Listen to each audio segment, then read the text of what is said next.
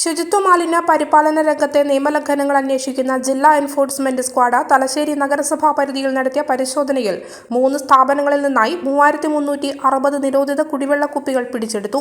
Sai agencies, Malabar agency, century എന്നിവിടങ്ങളിൽ നിന്നാണ് 250, 300 അളവുകളിലുള്ള നിരോധിത കുടിവെള്ള കുപ്പികൾ പിടിച്ചെടുത്തത്. 3 സ്ഥാപനങ്ങൾക്കും 10,000 രൂപ വീതം ഫൈൻ ചുമത്തി. കൂടാതെ ഇവ ഉത്പാദിപ്പിച്ച മലപ്പുറം, എറണാകുളം ജില്ലകളിലെ സ്ഥാപനങ്ങൾക്കെതിരെ അന്വേഷിച്ച് നടപടിയെടുക്കുന്നതിനായി വിവരങ്ങൾ ബന്ധപ്പെട്ടവർക്ക് കൈമാറുമെന്നും ജില്ലാ എൻഫോഴ്സ്മെന്റ് സ്ക്വാഡ് അറിയിച്ചു.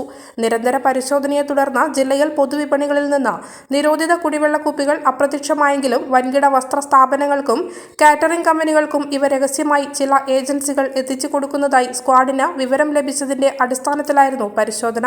കഴിഞ്ഞ ദിവസം ചെറുതാഴത്തും 300 മില്ലി കുടിവെള്ള കുപ്പികൾ പിടിച്ചെടുത്തിരുന്നു.